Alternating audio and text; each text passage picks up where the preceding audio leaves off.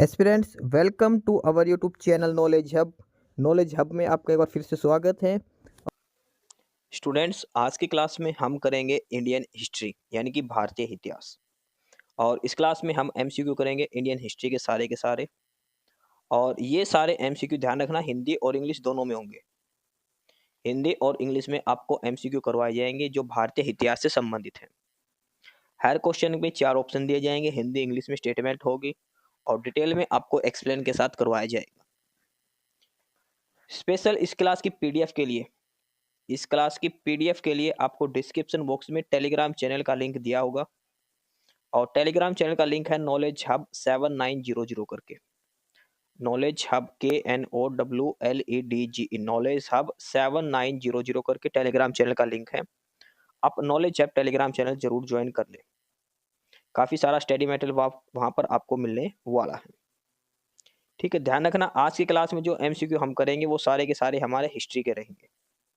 Indian history, ancient, medieval और modern. देखो लगभग इसमें 1000 क्वेश्चन है और लगभग हम कोशिश करेंगे डेली 100 से क्वेश्चन करने की। लंबी क्लास रहेगी 1 से 1.5 घंटे की, लेकिन हर क्वेश्चन आपको तसल्ली से करवाया जाएगा। ठीक है, तो इंडियन हिस्ट्री के क्लास आज हम स्टार्ट करते हैं। 100 क्वेश्चन करेंगे और ये 1000 से 1200 क्वेश्चन जो सीरीज है वो हम पूरा करने वाले हैं। स्टूडेंट्स, पहला क्वेश्चन है और इसमें दिया है the earliest evidence of rice cultivation comes from which of the following valleys. Bharat में धान की खेती या फिर चावल की खेती का सबसे प्राचीन प्रमाण किस घाटी से मिला है। राइस कल्टीवेशन का प्रमाण सबसे पहले किस घाटी से मिला है। बेलन घाटी, गंगा घाटी, दामोदर घाटी या फिर सिंधु घाटी। धान की खेती का सबसे प्राचीन प्रमाण किस घाटी से मिला है। तो कहां से मिला है ये मिला है हमें बेलन घाटी से। कहां से मिला है ये? बेलन घाटी से। ऑप्शन ए इसका आंसर हो जाएगा। उसके बाद आगे है प्रश्न नंबर 2। प्रश्न नंबर 2 दिया है who among the following is known as father of Indian pre history. भारतीय प्राग ऐतिहासिक काल का जनक किसे कहा जाता है। यह प्रश्न एसएससी में और रेलवे के अंदर कई बार पूछा जा चुका है। Who among the following is known as father of Indian pre history. भारतीय प्राग ऐतिहासिक काल का जनक किसे कहा जाता है। और ऑप्शन है आपके Robert brush foot, Alexander Cunningham, Mortimer wheeler और जॉन मार्शल। भारतीय प्राग ऐतिहासिक काल का जनक किसे कहा जाता है। तो वो किसको कहा जाता है? वो कहा जाता है रॉबर्ट ब्रूस फुट को। रॉबर्ट ब्रूस फुट जो ऑप्शन ए है वो आंसर हो जाएगा। देखो कनिंगम आपने नाम सुना होगा, जिसने आर्कियोलॉजी करवाया, भारत के आर्कियोलॉजिकल सर्वे जो स्थापना में पहला था ये। ठीक है, कनिंगम जिसने स्थापना करवाई थी आर्कियोलॉजिकल सर्वे ऑफ इंडिया की। इसका आंसर हो जाएगा रॉबर्ट ब्रूस फुट। प्राग ऐतिहासिक काल का जनक कहा जाता है। आगे है प्रश्न नंबर 3 और तीसरा प्रश्न दिया है which among the following was the main occupation of palaeolithic यानी कि ओल्ड स्टोन पीपल। प्राचीन पाषाण काल, पूरा पाषाण काल जिसको बोलते हैं, उसके लोगों का मुख्य व्यवसाय क्या था। पाषाण युग या फिर प्राचीन पाषाण काल के लोगों का मुख्य व्यवसाय क्या था। कृषि करना, शिकार करना, पशुपालन या फिर मिट्टी के बर्तन बनाना। प्राचीन युग यानी कि प्राचीन पाषाण काल के लोगों का मुख्य व्यवसाय क्या था। कृषि करना, शिकार करना, पशुपालन या मिट्टी के बर्तन बनाना। तो उस समय सबसे पहले जो थे पाषाण काल से पहले, वो उनका काम था शिकार करना और अपना भोजन संग्रह करना। पशु पक्षियों का शिकार करते थे और अपना भोजन इकट्ठा करके रखते थे। कृषि तो बहुत बाद में आई है। ऑप्शन बी उत्तर हो जाएगा। इसके बाद आगे है प्रश्न नंबर 4। इसमें दिया है at which of the following sites all the palaeolithic, mesolithic and neolithic sites have been found in sequence. यानी कि ऐसी कौन सी जगह है जहां पर पाषाण काल भी, उसके बाद मध्य पाषाण काल और नव पाषाण काल, तीनों कालों के अवशेष मिले हैं। इनमें से ऐसी कौन सी जगह है जहां पर देखो पाषाण काल सबसे पुराना, फिर मध्य पाषाण और फिर नव पाषाण, तीनों ही चीजों के अवशेष जहां पर मिले हैं। तो कहां पर मिले हैं वो? बेलन घाटी, भीमबेटका, हुंगसी या फिर आदमगढ़। जहां पर पाषाण, मध्य पाषाण और नवपाषाण युग के सारे अवशेष मिले हैं। तो ये मिला कहां पर मिला है? भीमबेटका। भीमबेटका गुफा आपने सुना होगा। मोस्ट इंपोर्टेंट प्रश्न लगा के चलना, भीमबेटका गुफा के बारे में कई बार पूछा जाता है। तो भीमबेटका वो जगह है जहां पर पाषाण युग, मध्य पाषाण और नवपाषाण तीनों युगों के अवशेष क्रमबद्ध सूची से मिले हैं। भीमबेटका। आगे है प्रश्न नंबर 5। The Gufkral, the Gufkral prehistoric site is located in which state और union territory of India? Gufkral प्राग ऐतिहासिक स्थल भारत के किस राज्य या केंद्र शासित प्रदेश में स्थित है? गुफकराल उत्तर प्रदेश, राजस्थान, जम्मू कश्मीर या फिर मध्य प्रदेश? गुफकराल उत्तर प्रदेश, राजस्थान, जम्मू कश्मीर या फिर मध्य प्रदेश? तो ये कहां पर है? ये है जम्मू और कश्मीर के अंदर। जम्मू और कश्मीर, ऑप्शन सी उत्तर हो जाएगा इसका। आगे दिया है प्रश्न number 6। Which is the oldest known civilization in India? Bharat की सबसे प्राचीनतम ज्ञान सभ्यता तो कौन सी थी? हड़प्पा सिविलाइजेशन। ऑप्शन पढ़ने की जरूरत नहीं है। भारत की सबसे प्राचीन सभ्यता की बात करें तो सबसे प्राचीन सभ्यता कौन सी आएगी? हड़प्पा सभ्यता। हड़प्पा सभ्यता, ऑप्शन ए उत्तर हो जाएगा इसका। प्रश्न नंबर 7 दिया है कि the great bath was discovered at which Indus valley civilization? महान स्नान घर किस सिंधु घाटी स्थल पर मिला है? जो महान स्नान घर है वो किस सिंधु घाटी स्थल से प्राप्त हुए हैं? बड़े बड़े विशाल जो स्नान घर है वो हड़प्पा, मोहनजोदारो, लोथल या फिर कालीबंगा? तो महान स्नान घर जो मिले हैं वो मिले हैं मोहनजोदड़ो से।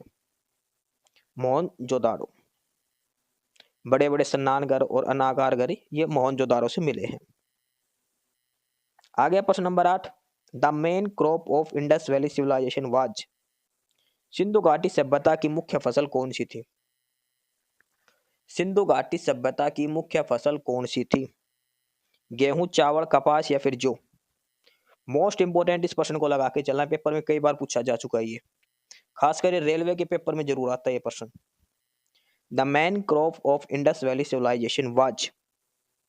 तो सिंधु घाटी सभ्यता की प्रमुख फसल वो थी जो आपने सोचा भी नहीं होगा, कपास। कुछ लोग जो सोच रहे जो गलत है, कपास इसका आंसर आएगा, ऑप्शन सी। प्रश्न नंबर 9 है the dockyard of Indus valley civilization has been found at? Sindhu घाटी सभ्यता का गोदी घर कहाँ मिला है? डॉकयार्ड कहाँ मिला है? कालीबंगा, हड़प्पा, लोथल या फिर मोहनजोदाड़ो? सिंधु घाटी सभ्यता का डॉकयार्ड किसे कहा गया है? तो ये कहा गया है लोथल को। लोथल का है गुजरात के अंदर। तो लोथल को सिंधु घाटी सभ्यता का डॉकयार्ड या गोदी घर कहा गया है, ऑप्शन सी आंसर हो जाएगा। आगे प्रश्न number 10। Painted grey ware culture is associated with which period? चित्रित धूसर मृद भांड संस्कृति किस काल से संबंधित है? पेंटेड ग्रे वेयर कल्चर जो बर्तन होते थे मिट्टी के, वो जो रंगीन जिनके ऊपर चित्रकारी की हुई थी वो नवपाषाण युग, हड़प्पा काल, वैदिक काल या फिर मौर्य काल? चित्रित धूसर मृद भांड संस्कृति, और ये है वैदिक काल से संबंधित है, ऑप्शन सी आंसर हो जाएगा वैदिक काल। प्रश्न नंबर 11 है who composed the Rigveda? Rigveda की रचना किसने करी थी? ऋग्वेद की रचना किसने की थी ये बताना है। आर्य, द्राविड़, हड़प्पा या यूनानी? तो ये करी थी आर्यों ने। ऋग्वेद की रचना किसने करी थी? आर्यों ने, ऐसा माना जाता है। प्रश्न नंबर 12 है सबसे पुराना वेद कौन सा है? Which among the following Veda is the oldest? निम्नलिखित में से सबसे प्राचीन वेद कौन सा है? ऋग्वेद, सामवेद, यजुर्वेद या अथर्ववेद? तो सबसे पुराना है ऋग्वेद, सबसे नया है अथर्ववेद, ये ध्यान रखना है। सबसे पुराना है ऋग्वेद और सबसे नया कौन सा है? अथर्ववेद, जो वेद श्रेणी के अंदर शामिल नहीं था। आगे है प्रश्न number 13। Who was the first to use the term सप्त सिंधु फॉर इंडिया? भारत के लिए सप्त सिंधु शब्द का प्रयोग सबसे पहले किसने किया था? भारत के लिए सप्त सिंधु का प्रयोग सबसे पहले किसने किया था? ग्रीक, आर्यन, पर्शियन या फिर मौर्य? तो भारत के लिए सप्त सिंधु का प्रयोग सबसे पहले किसने किया था? आर्य ने। आर्यंस जो थे उन्होंने भारत के लिए सबसे पहले किया था सप्त सिंधु, 7 नदियों का प्रदेश। आगे प्रश्न नंबर 14, which river is called Saraswati in Rigveda? Rigveda में किस नदी को सरस्वती कहा गया है? किस नदी को सरस्वती कहा गया है? गंगा, यमुना, घग्गर या फिर सिंधु? तो घग्गर हाकरा जो नदी है इसको सरस्वती नदी कहा गया है। घग्गर हाकरा नदी, इसको ऋग्वेद में सरस्वती नदी कहा गया है। ऑप्शन सी उत्तर हो जाएगा, घग्गर हाकरा नदी को सरस्वती नदी कहा गया है। आगे है प्रश्न नंबर 15, और इसमें जो दिया है प्रश्न नंबर 15 के अंदर, which king is associated with Ashvamedha yajna? कौन सा राज्य अश्वमेघ यज्ञ से जुड़ा है? इनमें से कौन सा राज्य है जिसने अश्वमेघ करवाया था? ऑप्शन है चंद्रगुप्त मौर्य, समुद्रगुप्त, हर्षवर्धन या फिर अजातशत्रु। अश्वमेघ यज्ञ किसने करवाया था? तो वो करवाया था समुद्रगुप्त ने। भारत का नेपोलियन कहा जाता है समुद्रगुप्त, जिसने अश्वमेघ यज्ञ करवाया था। ऑप्शन बी उत्तर हो जाएगा। प्रश्न नंबर 16 है, the Upanishad are books on? Upanishad किस विषय पर आधारित है? देखो, वेद, उपनिषद, तो उपनिषद किस विषय पर आधारित है? कानून पर, मेडिसिन पर, फिलोसफी पर या फिर पॉलिटिक्स के ऊपर? उपनिषद किस पर आधारित है? तो यह है फिलोसफी, दर्शन शास्त्र पर। उपनिषद किस पर आधारित है? फिलोसफी, दर्शन शास्त्र पर। ऑप्शन सी आंसर हो जाएगा। आ गया प्रश्न number 17, the founder of Jainism was? Jain धर्म के संस्थापक कौन थे? जैन धर्म के संस्थापक कौन थे? गौतम बुद्ध, वर्धमान महावीर, ऋषभनाथ या फिर पार्श्वनाथ? देखो, गौतम बुद्ध का तो बौद्ध धर्म से संबंधित है, पहली बात तो ये है। गौतम बुद्ध तो हो गए बौद्ध धर्म से। तो जैन धर्म के संस्थापक कौन थे? तो वो थे वर्धमान महावीर। जैन धर्म के संस्थापक कौन थे? वर्धमान महावीर। ऑप्शन बी उत्तर हो जाएगा। आ गया प्रश्न नंबर 18, महावीरा अटेंडेंट निर्वाण eight which place? Mahavir Swami जो थे उनको निर्वाण कहां पर प्राप्त हुआ था? महावीर को निर्वाण प्राप्त कहां पर हुआ था? राजगिरह, पावापुरी, वैशाली या फिर चंपा?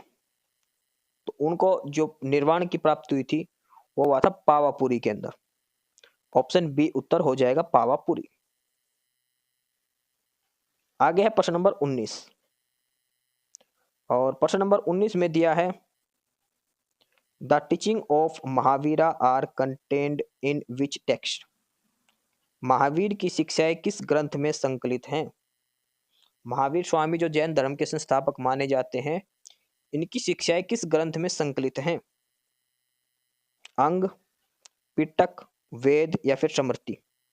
देखो, विनय पिटक, सुत पिटक, अभिधम पिटक, ये सारे किससे संबंधित है? बौद्ध धर्म से। वेद ये है हिंदू धर्म से, स्मृतियां ये भी हिंदू धर्म से। तो जो जैन धर्म से संबंधित कौन से? अंग।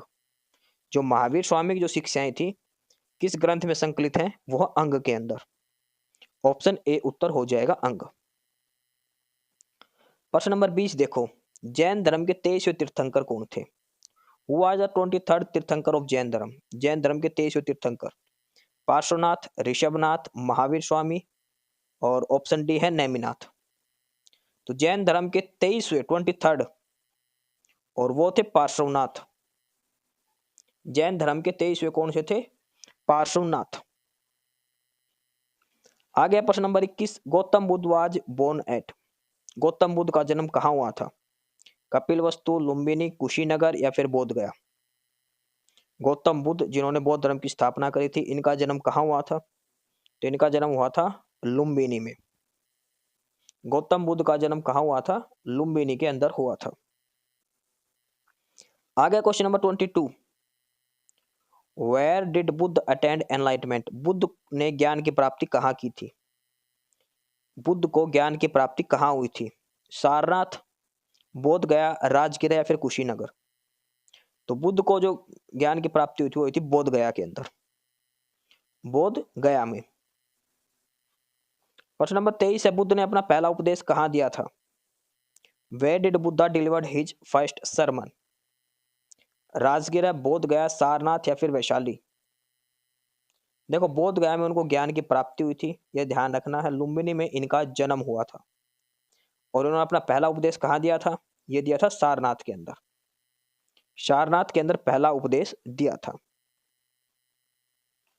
प्रश्न नंबर 24 है, वेयर डिड बुद्धा अटेंड महापरिनिर्वाण?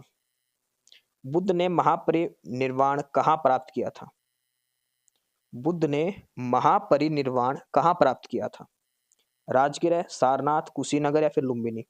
देखो लुम्बिनी में जन्म हुआ था, सारनाथ में पहला प्रवचन उपदेश दिया था, ठीक है, और बोध गया के अंदर इनको ज्ञान की प्राप्ति हुई थी। तो महापरिनिर्वाण कहाँ हुआ था? तो वो हुआ था कुशीनगर के अंदर। महापरिनिर्वाण कहाँ प्राप्त हुआ था? कुशीनगर के अंदर। द स्कैड बौद्ध धर्म की सबसे पवित्र ग्रंथ, द स्कैड बुक ऑफ बौद्धिज्म, तो वो कौन से है बौद्ध धर्म के? त्रिपिटक, विनय पिटक, सुत्त पिटक और अभिधम पिटक। त्रिपिटक जो है ये है बौद्ध धर्म के प्रमुख ग्रंथ, और तीनों का नाम क्या है त्रिपिटक का? विनय पिटक, सुत्त पिटक और अभिधम पिटक। ये ध्यान रखना है। द सिंबल ऑफ बुद्धिज्म, बौद्ध धर्म का प्रतीक चिन्ह क्या है? बौद्ध धर्म का प्रतीक चिन्ह क्या है? कमल, व्हील ऑफ धर्म, त्रिरत्न या बोधि वृक्ष? तो वो है व्हील ऑफ धर्म, धर्म चक्र। ऑप्शन बी आंसर हो जाएगा। प्रश्न नंबर 27 है, हुआ the first women disciple of Buddha? Buddha की प्रथम महिला शिष्या कौन थी? देखो बुद्ध जो है पहले सिर्फ और सिर्फ पुरुषों को शिक्षा देते, उसके बाद इन्होंने महिलाओं को शिक्षा देना शुरू किया था। तो पहली शिक्षा ग्रहण करने वाली महिला कौन थी? गौतमी, यशोधरा, महाप्रजापति गौतमी या फिर ऑप्शन डी है अम्रपाली? तो बुद्ध की जो पहली शिष्या थी वो थी महाप्रजापति गौतमी। महाप्रजापति गौतमी जिन्होंने बुद्ध का लालन पालन किया था, महाप्रजापति गौतमी। ऑप्शन सी उत्तर होगा। प्रश्न नंबर 28 है, which Buddhist council was held during the reign of Ashoka? Ashoka के शासनकाल में कौन सी बौद्ध संगति हुई थी? देखो 4 बौद्ध संगति हुई थी। पहली तो हुई थी वैशाली, राजगृह, वैशाली, पाटलिपुत्र, कुंडलवन। राजगृह, वैशाली, पाटलिपुत्र और कुंडलवन। तो अशोक के काल में कौन सी हुई थी? ये हुई थी तीसरी। कहां पर हुई थी ये? पाटलिपुत्र के अंदर। पाटलिपुत्र का नया नाम क्या है फिलहाल? पटना, बिहार की जो राजधानी है वहां पर। चौथी बौद्ध संगति उस समय कौन शासक था? तो उस समय था कनिष्क। चौथी बौद्ध संगति कनिष्क के शासनकाल में हुई थी और इस समय बौद्ध धर्म 2 हिस्सों में बट गया था, हेनयान और महायान। चौथी बौद्ध संगति कनिष्क के शासनकाल में हुई थी, हेनयान और महायान 2 भागों में बट गया था बौद्ध धर्म। आगे प्रश्न number 30, the founder of Maurya dynasty, Maurya वंश के संस्थापक कौन थे? अशोक, चंद्रगुप्त मौर्य, बिंदुसार या फिर बृहद्रथ? मौर्य वंश का संस्थापक कौन थे? तो वो करी थी, स्थापना करी थी चंद्रगुप्त मौर्य ने। मौर्य वंश की स्थापना करी थी चंद्रगुप्त मौर्य ने। ऑप्शन बी आंसर हो जाएगा। देखो इस क्लास की पीडीएफ के लिए आपको डिस्क्रिप्शन बॉक्स में टेलीग्राम चैनल का लिंक मिलेगा, और टेलीग्राम चैनल का जो नाम है, जो लिंक जो आपको मिलेगा वो आपको मिलेगा नॉलेज हब 7900 करके। आपको टेलीग्राम चैनल ज्वाइन करना है नॉलेज हब का। काफ़ी सारा स्टडी मटेरियल, काफ़ी सारी पीडीएफ आपको मिलेगी। बहुत सारे सब्जेक्ट की पीडीएफ डाल रखी है, हैंड रिटन नोट्स, अलग अलग टीचर्स के अलग अलग बुक्स की पीडीएफ, काफ़ी सारा स्टडी मटेरियल आपको यहाँ पर मिलने वाला है। नॉलेज हब टेलीग्राम चैनल आप जरूर ज्वाइन कर लें। आगे है क्वेश्चन नंबर 31, 31 नंबर, और इसमें क्या दिया है? Chandragupta Maurya was assisted by which minister? Chandragupta Maurya का मंत्री कौन था? चंद्रगुप्त मौर्य का चाणक्य, कालिदास, पतंजलि या फिर बाणभट्ट? तो देखो चंद्रगुप्त मौर्य को जिसने कुर्सी पर बैठाया था वो कौन था? चाणक्य। चाणक्य, इसका दूसरा नाम क्या है? कौटिल्य। चाणक्य और कौटिल्य, इसने ही चंद्रगुप्त मौर्य को कुर्सी पर बैठाया था, धनानंद को हराकर। ध्यान रखना, धनानंद आपने नाम भी सुना होगा। अगला है, अर्थशास्त्र किसने लिखा था? अर्थशास्त्र की रचना किसने की थी? कौटिल्य, कल्हण, विशाखदत्त या फिर बाणभट्ट? तो अर्थशास्त्र की रचना करी थी कौटिल्य। कौटिल्य का एक और नाम क्या है? चाणक्य। और एक और नाम क्या है? विष्णुगुप्त। ध्यान रखना है, कौटिल्य। प्रश्न नंबर 32 है, Ashoka's inscription were first deciphered by. जो अशोक के शिलालेख थे उनको सबसे पहले किसने पढ़ा? अशोक ने जो शिलालेख लिखे थे, जिस भाषा में लिख रखे थे, उनको सबसे पहले किसने डिकोड किया? किसके समझ में आई थी भाई क्या लिख रखा है ये? तो ये थे James Prinsep. James Prinsep's, option B इसका उत्तर हो जाएगा प्रश्न नंबर 33 का। प्रश्न नंबर 34, कलिंग युद्ध किस वर्ष लड़ा गया? देखो कलिंग युद्ध जो अशोक के जीवन का टर्निंग पॉइंट था, सबसे बड़ा युद्ध था अशोक के जीवन में, जिसके बाद इसने युद्ध छोड़ दिया था। तो कलिंग की लड़ाई कब हुई थी? तो ये हुई थी 261 बीसी के अंदर, 261 बीसीई, बिफोर क्रिश्चियन इरा। ऑप्शन बी उत्तर हो जाएगा। आगे है प्रश्न number 35 which Mauryan rural adopted Jainism in his last day. किस मौर्य शासक ने अंतिम दिनों में जैन धर्म अपना लिया था? किस मौर्य शासक ने अपने जिंदगी के अंतिम दिनों में जैन धर्म अपनाया था? चंद्रगुप्त मौर्य, बिंदुसार, अशोक या फिर बृहद्रथ? मौर्य शासक जिसने अपने अंतिम दिनों में जैन धर्म अपना लिया था, हाँ जैन धर्म वो अपनाया था चंद्रगुप्त मौर्य ने। चंद्रगुप्त मौर्य जिसने मौर्य वंश की स्थापना करी थी, इन्होंने अपने जीवन के अंतिम समय में जैन धर्म अपना लिया था। प्रश्न नंबर 36, ये है मोस्ट इंपोर्टेंट प्रश्न जो पेपर के अंदर कई बार पूछा गया है। The last ruler of Maurya dynasty. Maurya वंश का अंतिम शासक कौन था? मौर्य वंश का अंतिम शासक कौन था? अशोक, बिंदुसार, बृहद्रथ या फिर दशरथ? मौर्य वंश का अंतिम शासक था बृहद्रथ। बृहद्रथ जो है वो मौर्य वंश का अंतिम शासक था। चंद्रगुप्त मौर्य से शुरू हुआ था और बृहद्रथ पर आकर मौर्य साम्राज्य खत्म हो चुका था। बृहद्रथ। आगे है प्रश्न number 37, the Junagadh rock inscription of Rudradaman mention repair of which lake. Most important प्रश्न लगा के चलिए, इसकी आंख बंद करके। एसएससी ने यह प्रश्न कम से कम 10 बार पूछा आज तक। एसएससी का मोस्ट इंपोर्टेंट प्रश्न है ये। रुद्र दमन के जूनागढ़ जो शिलालेख है उसमें किस झील की मरम्मत का उल्लेख है?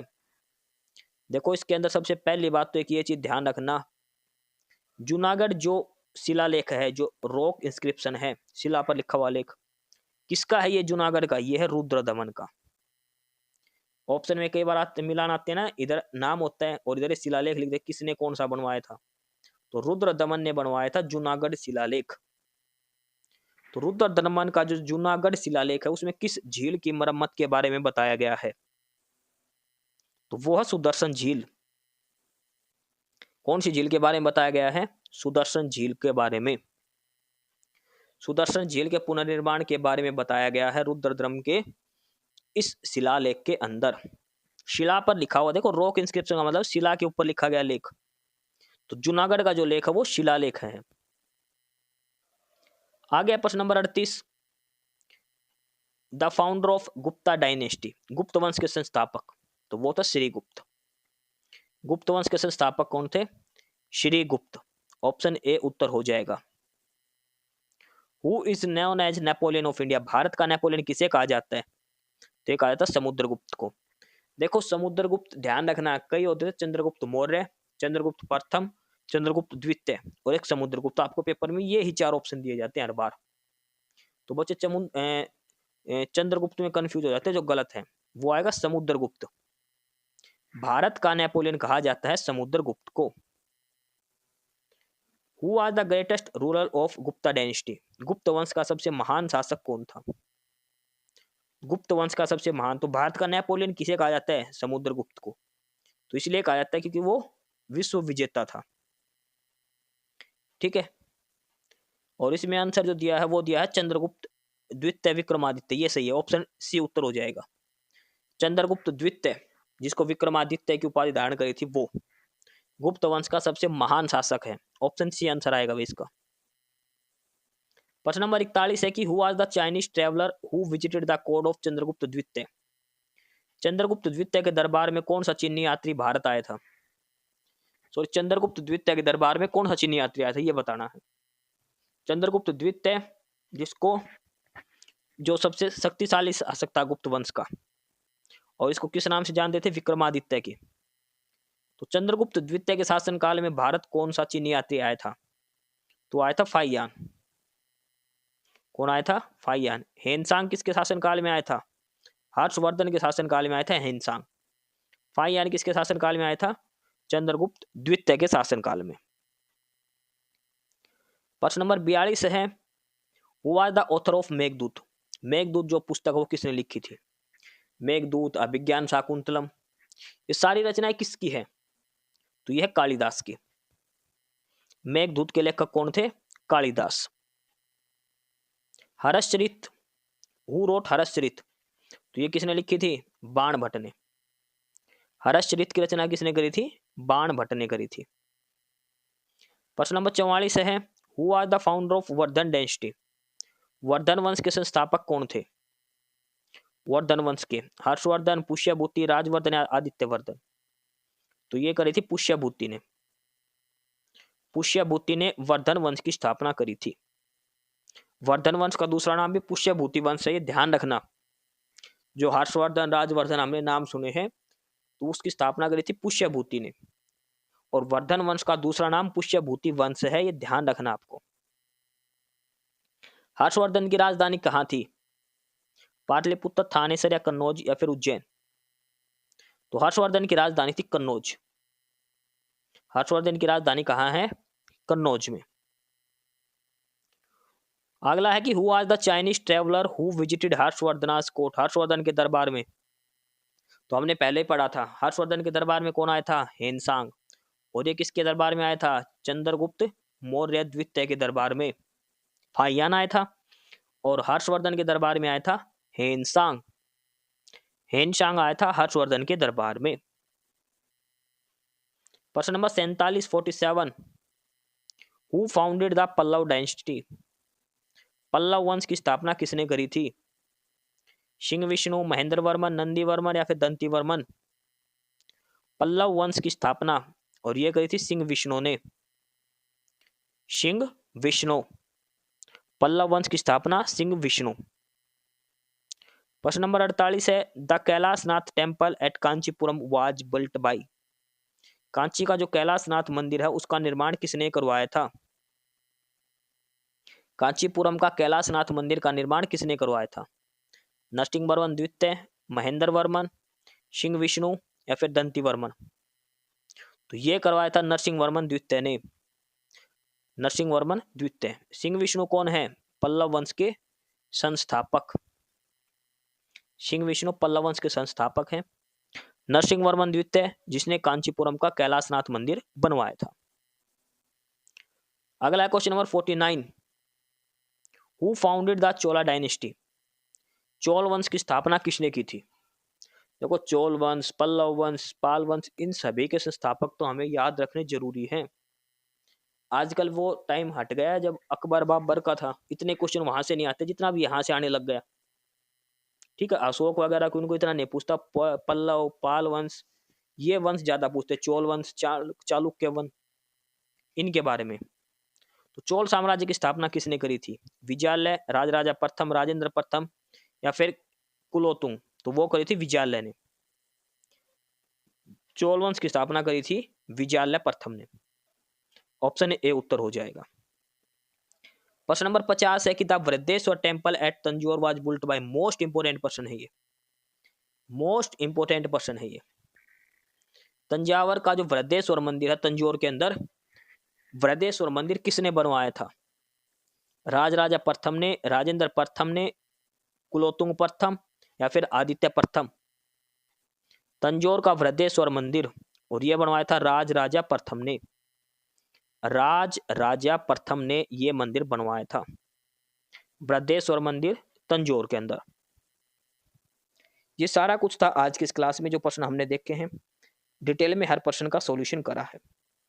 डिस्क्रिप्शन बॉक्स में टेलीग्राम चैनल का लिंक दिया है, और वो है नॉलेज हब के नाम से। नॉलेज हब 7900 करके आपको टेलीग्राम चैनल दिया है। आप टेलीग्राम चैनल जरूर ज्वाइन कर लें, काफ़ी सारे स्टडी मेल, काफ़ी सारे पीडीएफ आपको वहाँ पर मिलेगी। कल के क्लास में हम इससे आगे क्वेश्चन स्टार्ट करेंगे।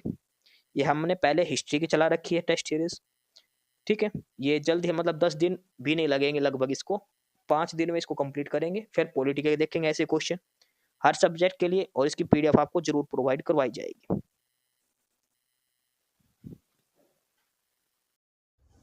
एस्पिरेंट्स, यही था आज की इस वीडियो में आपके लिए, ठीक है। और बाकी अगर कुछ नहीं समझ में आया या कुछ पूछना हो या फिर किसी स्पेसिफिक टॉपिक पे पूछना हो, वीडियो बनवानी हो, तो आप कमेंट बॉक्स में कमेंट कर सकते हैं, ठीक है।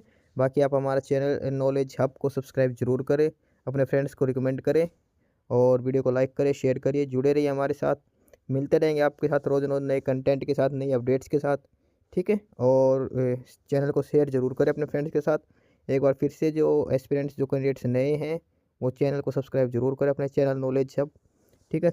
मिलते हैं नई अपडेट्स के साथ, तब तक के लिए बाय।